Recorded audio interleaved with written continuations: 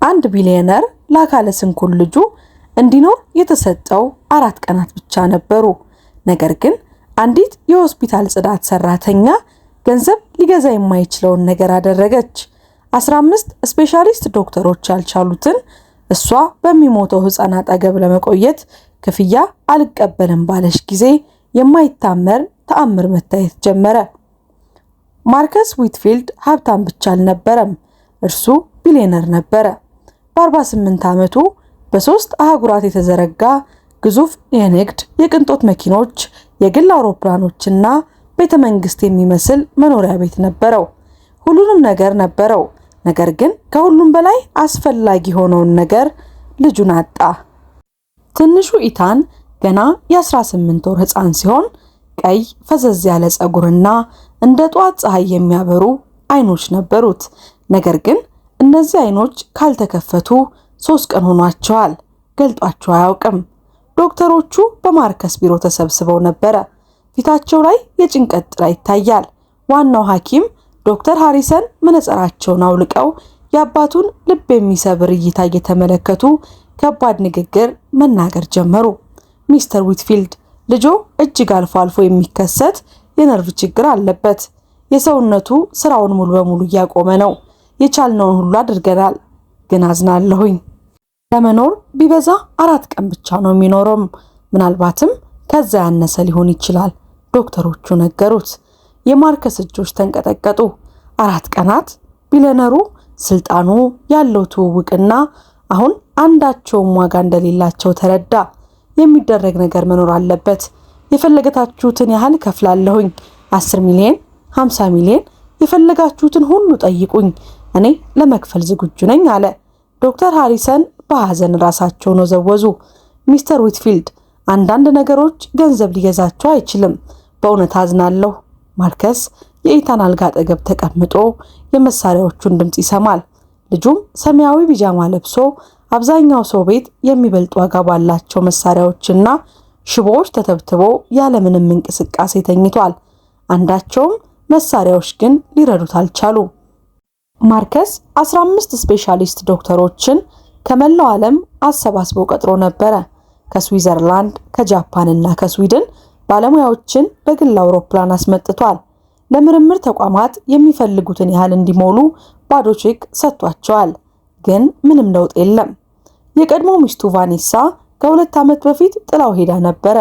የእርሱን የአኗኗር ዘይቤ፣ የማያቋርጥ ስራውንና የስሜት ርቀቱን መቋቋም አልቻለችም ነበረ። አሁን ልጁ ለሞት ተኝቶ ሲያይ ስኬት አብሮት የሚካፈለው ሰው ከሌለ ምንም ትርጉም እንደሌለው እንደከሰረ ተረዳ። በሁለተኛውም ቀን ማርከስ ወደ ሌላ የምርምር ተቋም ተስፋ እየቆረጠ የስልክ ጥሪውን እያደረገ ባለበት ወቅት ደማቅ ሰማያዊ ዩኒፎርም የለበሰች ሰፊ ሽርጥ ያገለደመች ሴት ወደ ክፍሉ ገባች። በሃያዎቹ መጨረሻ ዕድሜ ክልል ላይ የምትገኝ ስትሆን አይኖቿና ገር የሆነው ፈገግታዋ ደግነቷን በደንብ ያሳያሉ። የሆስፒታሉ የጽዳት ሰራተኛ የሆነችው ግሬስ ቶምፕሰን ቢጫ የጽዳት ጓንትና የቁሳቁስ መጫኛ ጋሪዋን ይዛ ነበረ። ነገር ግን ኢታንን ስታየው ደንገጥ ብላ ቆመች። እጇን ወደ ደረቷ ሰዳ በአይኖቿ ውስጥ ርህራሄ እየታየባት ምስኪን ትንሽዬ መልአክ በማለት አንሾካሾከች። ማርከስም ቀና ብሎ እንኳን አላያትም። ቆይተሽ ማጽዳት ትችያለሽ፣ አሁን እኔ ጸጥታ ፈልጋለሁ አላት። ነገር ግን ግሬስ አልወጣችም። ወደ አልጋውም ተጠግታ በዝግታ ድምጽ ማንጎራጎር ጀመረች። ዜማው ቀላልና ጣፋጭ የሆነ የህፃናት ማባያባያ ነበረ። በመቀጠልም ያልተጠበቀ ነገርን አደረገች። የጽዳት ጓንቷን አውልቃ የኢታንን ትንሽዬ እጅ በርህራሄ ያሻሸችው። እንዴት ነህ ትንሹ ጀግና፣ ካሰብነው በላይ አንተ ጠንካራ ነህ። ስትጨርስ ማርከስ በመበሳጨት ቀና ብሎ አያት። እመቤቴ፣ ስለ ቅንነትሽ አመሰግናለሁ፣ ግን ልጅ አይሰማሽም አላት። ግሬስ ግን በለሰለሰ ድምጽ ጣልቃ በመግባት እየሰማ ነው ጌታዬ፣ ሁል ጊዜ የሚሰማሉ አለችው። በድምጿ ውስጥ የነበረው የሆነ መረጋጋት ነገር ማርከስን ዝም አሰኘው። ከዚያ ቀን ጀምሮ ግሬስ በየፈረቃዋ ወደ ክፍሉ በመመላለስ ጀመረች። በዝግታ እያጸዳች ከኢታን ጋር ታወራለች። ስለ ፀሐይ ብርሃን፣ ስለሚበሩ ወፎችና ዓለም እንዴት እየጠበቀችው እንደሆነ ታሪኮችን ትነግረዋለች። አንድ ምሽት ማርከስ እንዲህ ሲል ጠየቃት። ለምንድነው ግን እንዲህ የምታደርጊው? እንደሚሰማሽ ሁሉ ለምን ታወሪዋለሽ? ብለው ጠየቃት። ግሬስም ፈገግ ብላ ምክንያቱም መስማት ይችላል ሚስተር ዊትፊልድ፣ እኔ የ16 ዓመት ልጅ ሳለሁ ታናሽ ወንድሜ ለ6 ሳምንታት ኮማ ውስጥ ነበረ። ዶክተሮች መቼም አይነቃም ብለው ነበር። እኔ ግን በየቀኑ አወራለት ነበረ። ታዲያ ምን ሆነ መሰለህ? ወንድሜ ነቃ። ማርከስ በውስጡ አንድ ነገር ሲንቀሳቀስ ተሰማው። ተስፋ፣ ደካማና የምታስፈራ ተስፋ። ምን ነበር ያደረግሽለት ሲል ጠየቃት። ወደድኩት አለች በግልጽ በቀላል ቋንቋ ግሬስ። እጁን ያስኩት፣ ዘመርኩለት፣ ጸለይኩለት። አንዳንዴ ያለን ነገር ፍቅርና እምነት ብቻ ነው። ማርከስ በዚህን ጊዜ በጣም ሳቀ። በደረቁ ለዛ የሌለው ሳቅ ሳቀ። እኔ በዓለም ላይ ያሉ ምርጥ ዶክተሮችን ቀጥሬያለሁ፣ ነገር ግን ፍቅር የነርቭ በሽታን ሊፈውስ አይችልም አላት። ግሬስም አይኑን እያየች ምናልባት ላይፈውሰው ይችላል፣ ግን ደግሞ ለመታገል ምክንያት ሊሆነው ይችላል አለች። በሶስተኛውም ቀን ማርከስ ተዝለፍልፎ ነበረ። አልበላም፣ አልተኛም፣ አልጠጣም። የቢሊዮን ዶላር ኢምፓየር መንግስት ያለው ሊቀመንበር የነበረው ሰው አቅም ወደ ሌለውና ወደ ተጨነቀ አባትነት ተቀይሯል። በዚያው ምሽት ግሬስ ኮሪደር ውስጥ ተቀምጣ ራሱን በእጆቹ ደግፎ ሲንቀጠቀጥ አገኘችው። ሚስተር ዊትፊልድ ደህና ኖት እያለች ስትጠይቀው እርሱም አጣሁት፣ ልጄን እያጣሁት ነው አለ። ማርከስ ድምፁ እየተንቀጠቀጠ ሁሉንም ነገር የገነባሁት ቤተሰቤ ምንም እንዳይጎልበት ነበረ። አሁን ግን ሁሉንም ነገር እያጣሁት ነው፣ ልጄን ላጣው ነው አላት። ግን አሁን የገዛ ልጄን ማዳን አልቻልኩም። እኔ ምን አይነት አባት ነኝ እያላለቀሰ ግሬስ በቀዝቃዛው ሆስፒታል ወለል ላይ አጠገቡ ተቀመጠች። ሰማያዊ ዩኒፎርሟ ወለሉ ላይ ተዘረጋ። ልጁን የሚወድ አባት ኖታ፣ ዋናው ነገር እሱ ነው አለችው። እሱ ብቻውን በቂ አይደለም ብሎ መለሰ ማርከስ። እንግዲያውስ ልንገሮት አለች ግሬስ በዝግታ። ግሬስ ለማርከስ ቃል ገባችለት። ከስራ ሰዓቷ ውጪ ያለምንም ክፍያ ከኢታን አጠገብ እንደማትለይ ነገረችው። ማርከስ ክፍያ ሊሰጣት ቢሞክርም ፈጽሞ አልተቀበለችም። ይህ ስለ ገንዘብ አይደለም ሚስተር ዊትፊልድ አለች። በጋራ ልጁን መጠበቅ ጀመሩ። ግሬስ ለማርከስ የኢታንን እጅ እንዴት በአግባቡ መያዝ እንዳለበት፣ እንዴት ማውራት እንዳለበትና የደም ዝውውሩ እንዲቀጥል ትናንሽ እጅና እግሮቹን እንዴት ማሸት እንዳለበት አሳየችው። ያንን ቀዝቃዛና ደረቅ የሆስፒታል ክፍል በሙቀት በሚሞላ ድምፅ የህፃናት ዝማሬዎች ትዘምር ነበረ። ቀስ በቀስም ማርከስም እንዲሁ ማድረግ ጀመረ።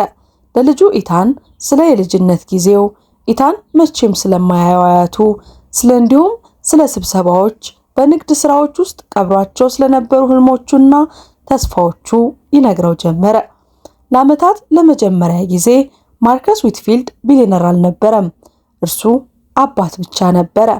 ዶክተር ሃሪሰን የኢታን የመጨረሻ ቀን ይሆናል ብለው በገመቱበት በአራተኛው ቀን ጧት የማይታመን ተአምር ተከሰተ። ግሬስ እጇን በኢታን ግንባር ላይ አድርጋ በዝግታ እያንጎራጎረችለት ነበረ። ማርከስ በሌላኛው በኩል ተቀምጦ የልጁን ትናንሽ ጣቶች ይዞ ሳለ የኢታን ጣቶች ተንቀሳቀሱ። የማርከስ ትንፋሽ ተቆራረጠ። አየሹ ሲል በሹክሹክታ ጠየቀ። ግሬስ አይኖቿን በድንጋጤ ከፍታ ቆይ አለችው። የኢታን አይኖች ሽፋሽፍቶች አንድ ሁለት ጊዜ ተገረበቡ። የመሳሪያዎቹ ድምፅ ፈጠኑ። ከዚያም እነዛ በቀይ ሽቦ የአይን ሽፋሽፍት የታጠሩት ብሩህ አይኖች ተከፈቱ። ኢታን በቀጥታ ግሬስን አያት። ከዚያም ወደ ማርከስ ዞር ብሎ ፈገግ አለ። የሆስፒታሉ ክፍልም በግርግር ተሞላ። ማርከስ የጥሪ ቁልፉን ደጋግሞ ከተጫነ በኋላ ዶክተር ሃሪሰን ከቡድናቸው ጋር እየሮጡ ገቡ። ነርሶች አልጋውን ከበው የህይወት ምልክቶችን፣ መስመሮችን መመርመር ጀመሩ። ፊታቸው ከሙያዊ መረጋጋት ወደ ከፍተኛ መደነቅ ተቀየረ። የአንጎሉ ስራ ወደ መደበኛ ሁኔታ እየተመለሰ ነው። አንደኛው በድንጋጤ ተናገረ። የልብ ምቱ እየተስተካከለ ነው። የደም ግፊቱም ወደ ጤናማ ደረጃ እየወጣ ነው። ሌላኛው አረጋገጠ። ዶክተር ሃሪሰን መሳሪያዎቹን እያዩ እንደቆሙ ቀሩ። ይህ በሕክምናው ዓለም የማይታሰብ ተአምር ነው አሉ። ነገር ግን ኢታን በሰማያዊ ቢጃማ እንደነቃ በክፍሉ ውስጥ ያሉትን ነገሮች ሁሉ በጉጉት ይመለከት ነበረ። ግሬስ በሰማያዊ ዩኒፎርሟ ሲያያት ትንሹ እጁን ወደ ቢጫ ጓንቷ ዘረጋ። የግሬስ አይኖች በእንባ ተሞሉ። ወደ ማርከስ ዘወር ብላ አየችው። የማርከስ ፊት የድንጋጤ፣ የደስታና የባህሪ ለውጥ ድብልቅልቅ ይታይበት ነበረ። በሚቀጥሉት 6 ሰዓታት ውስጥ ዶክተር ሃሪሰን እና ቡድናቸው ሊደረግ የሚችል ምርመራ ሁሉ አደረጉ። ኤምአርአይ፣ የደም ምርመራ፣ የነርቭ ግምገማ። መጀመሪያ የሰጡት ምርመራ ስህተት መሆኑን ለማረጋገጥ ገመገሙ፣ ፈተሹ። ግን ምርመራው ትክክል ነበረ። ሚስተር ዊትፊልድ አሉ ዶክተር ሃሪሰን በዚያ ሳምንት ለሁለተኛ ጊዜ መነጽራቸውን እያወለቁ። በዚህ ጊዜ ግን በሽንፈት ሳይሆን በመገረም ነበረ። ከ3 ቀን በፊት የልጁ አንጎል ክፉኛ ተጎድቶ ነበረ። ብዙ የሰውነት ክፍሎቹ ስራ እያቆሙ ነበረ። አሁን የምናየው ግን ፍጹም ተቃራኒውን ነው። በሕክምና ሙያዬ 32 ዓመታትን ቆይቻለሁ። እንደዚህ ያለ ነገር ግን አይቼ አላውቅም። ታዲያ ደህና ይሆናል ማለት ነው? የማርከስ ድምፅ እየተንቀጠቀጠ ጠየቀ። ከደህናም በላይ እንጂ። እነዚህ መረጃዎች በዚሁ ከቀጠሉ ሙሉ በሙሉ ኢታን ይድናል። ይህ ተአምር ነው ሚስተር ዊትፊልድ፣ ሌላ ስም የለውም። ማርከስ ግሬስን ፍለጋ ዞር አለ። እርሷ ግን ምርመራው በሚካሄድበት ወቅት በዝግታ ከክፍሉ ወጥታ ነበረ። ማርከስ ኮሪደር ውስጥ የጽዳት ዕቃዎቿን ሰብስባ ስራዋን ለመቀጠል ስትዘጋጅ አገኛት። በቢጫ ጓንቷ አይኖቿን እያባበሰች በለሆሳስ ታለቅስ ነበረ። ግሬስ ግሬስ ብሎ ጠራት። ዞር ስትል ፊቷ በደማቅ ፈገግታ እያበራ ነው። ደህና ሊሆን ነው አይደል አለችው። በአንቺ ምክንያት ያ ቆንጆ ትንሽዬ ልጄ ደህና ሊሆን ነው አላት። ማርከስም ድምፁ በስሜት ተውጦ 15 ስፔሻሊስቶች ያልቻሉትን አንቺ አደረግሽው፣ እንዴት ሊሆን ቻለ ግሬስ ብሎ ጠየቃት። ግሬስ ራሷን በመነቅነቅ ልዩ ያደረግኩት ምንም ነገር የለም ሚስተር ዊትፊልድ፣ ዝም ብዬ ወደድኩት። አንዳንዴ ዶክተሮች ማዘዝ የሚረሱት መድኃኒት እርሱን ነው፣ መውደድ ነው፣ ፍቅር ነው አለችው። እባክሽን ልክፈልሽ፣ የፈለግሽውን ያህል መጠን ጠይቂኝ አላት። ግሬስ ግን በጽኑም ቢሆን በደግነት አይሆንም አለችው። ይህንን ያደረግኩት ለገንዘብ አይደለም። ያደረግኩት እያንዳንዱ ሕፃን ሊታገልለት ያለምንም ቅድመ ሁኔታ ሊወደድና የሚያምንበት ሰው የሚጠብቀው ሰው ሊኖር እንደሚገባ ስለማውቅ ነው አለችው። በዚህም ተለያዩ። ግሬስ ፈረቃዋን ጨርሳ በሰማያዊ ዩኒፎርሟ የተላላጠ ቦርሳዋን ይዛ ወደ አውቶቡስ ማቆሚያው እየተጓዘች ነበረ። ግሬስ ቆይ የሚል ድምፅ ሰምታ በድንጋጤ ዞር አለች። ማርከስ ተጠጋት። በጎልማሳነት ሕይወቱ ለመጀመሪያ ጊዜ ምን ማለት እንዳለበት ጠፋው። አግባብ ባለው መንገድ ላመሰግንሽ ፈልጌ ነው አላት። በመጨረሻም ያላንቺ ኢታን በሕይወት አይኖርም ነበረ። ግሬስም እሱ ጀግና ነው አለች። በፍቅር የሚያምንበት የሚያስፈልገው የሚጠብቀው ሰው ብቻ ነበር የሚፈልገው አለችው። እኔም በሆን ሲል አለ ማርከስ አመነታና ባለፉት ሳምንታት አንቺን በማየትና ካንቺ በመማር የረሳሁት ነገር ምን እንደሚያስፈልገኝ ማን መሆን እንደምፈልግ አሳይተሽኛል። ትንሽ ትንፋሽ ወሰድ አደረገና ቀጠለ። የሕክምና ትምህርት መማር ለሚፈልጉ ነገር ግን አቅም ለሌላቸው ሰዎች ሙሉ ስኮላርሺፕ የሚሰጥ ፋውንዴሽን እያቋቋምኩ ነው። እናም ግሬስ ባክሽ አንቺ ይህንን ፋውንዴሽን ድርጅት እንድታስተዳድሪልኝ እፈልጋለሁኝ አላት። እንደ ቀጣሪ ሳይሆን እንደ አጋር ብታስቢበት አላት። የግሬስ አይኖች በግርምት ተከፈቱ። ሚስተር ዊትፊልድ እኔ ብላ ጠየቀችው። ማርከስ በይኝ አላት በለሰለሰ ድምፅ። መልስ ከሰጠችው በፊት ግን ሊሰናበትሽ የሚፈልግ ሰው አለ ብሎ ወደ ሆስፒታሉ መውጫ አመላከታት።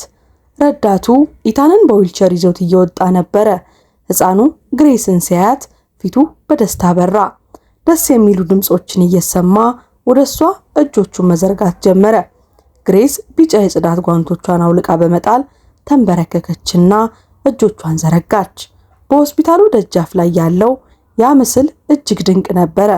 ሚሊዮነሩ በውድ ልብሱ ከዊልቸሩ ጀርባ ተንበርክኮ ፊቱ ላይ በገንዘብ ሊገኝ የማይችል ጥልቅ ምስጋናና የደስታ ስሜት ይታይበታል። ቀይ ፈዘዝ ያለ ጸጉር ያለው ሕፃኑ ኢታን በሰማያዊ ፒጃማው በባዶ እግሩ በቁርጠኝነት ወደፊት እየተራመደ ነው። ግሬስ በሰማያዊ ዩኒፎርሟ ተንበርክካ ዓለምን ሊያበራ በሚችል ፈገግታ ትመለከተዋለች። ኢታን እሷ ጋር ደርሶ እጆቿን ያዘ።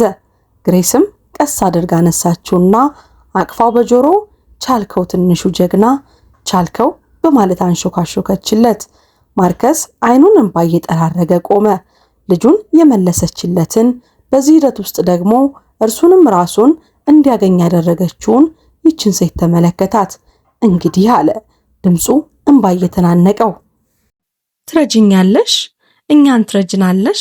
ሲል ጠየቃት። ግሬስ ኢታንን ከዚያም ማርከስን አየችና ቀስ ብላ ራሷን በመነቅነቅ ተስማማች። ግን በአንድ ቅድመ ሁኔታ ብቻ አለችው። የፈለግሽውን ጠይቂ ብሎ መለሰላት። በየምሽቱ ከዚህ የሚያምር ቆንጆ ልጅ ጋር ጊዜ ማሳለፍ አለብህ። ስልክ የለም፣ ንግድ የለም፣ አንተና እሱ ብቻ። ምክንያቱም እውነተኛው ተአምር የልጅህ መትረፍ ብቻ ሳይሆን አንተና ልጅህ ሁለተኛ ዕድል ማግኘታችሁም ጭምር ነው። ማርከስ በዚህ ጊዜ እንባው በጉንጮቹ ላይ ሲፈሱ ተሰማው። ማናየኝ ማናላየኝ ብሎ አልተጨነቀም። ለግሬስ ፈገግ ብሎ ተስማምቻለሁኝ አላት። ውድ የአብናብ ክሮኒክልስ ቤተሰቦቻችን ለዛሬ ያዘጋጀንላችሁ ፕሮግራም ይህንን ይመስል ነበር። ታሪኩን ከወደዳችሁት ቪዲዮውን ላይክ፣ ቻናሉን ሰብስክራይብ ማድረግ ፈጽሞ አዘንጉ። እስከ መጨረሻው ድረስ አብራችሁን ስለቆያችሁ ከልብ እያመሰገንን እኛ ከወዲሁ ተሰናበትን። መልካም ቆይታ